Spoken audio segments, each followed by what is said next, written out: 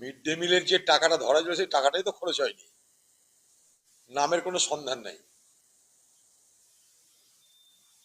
Mid day meal নামে হঠাৎ করে বাংলার মুখ্যমন্ত্রী মমতা ব্যানার্জি ভোটের আগে আপেল ডিম সব খাওয়াতে ময়দানে নেমে গেল।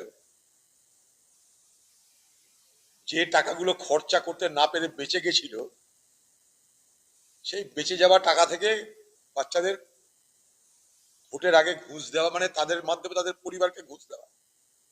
যে দেখো আমি আপেল খাওয়াচ্ছি, নাশপাতি খাওয়াচ্ছি, ডিম খাওয়াচ্ছি, এতদিন খাওয়াইনি কেন? আমি তো সারা বছর কেন দিচ্ছেন এগুলো?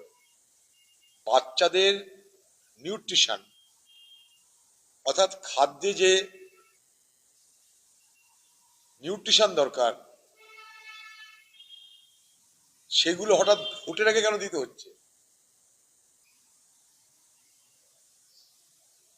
আরো 30 লক্ষ বাচ্চা কোথায় গেল? কিন্তু এই পশ্চিমবঙ্গে হঠাৎ নির্বাচনের আগে সব কথা মনে পড়ে। নির্বাচনের আগে মনে পড়ছে বেকারদের ভাতা দেওয়া দরকার, নির্বাচনের আগে মনে পড়ছে যে শিশুদের ভালো খাদ্য দেওয়া দরকার। কেন? 5টা বছর আগামী দিনে ভুলে থাকার জন্য? এই নাটক কেন হচ্ছে বাংলায় শিশুদের নিয়ে? তারা তো কিছু ভোটার নয়, তাদের খাবার নিয়ে নাটক কেন তৈরি হচ্ছে? সারাটা বছর দাও ভাই, যে সরকারি আসুক সারাটা বছর দাও।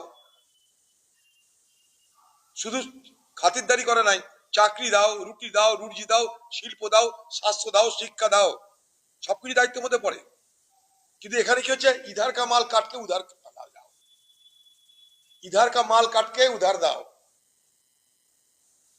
একদিক দাও আরেক দিক কেটে নাও।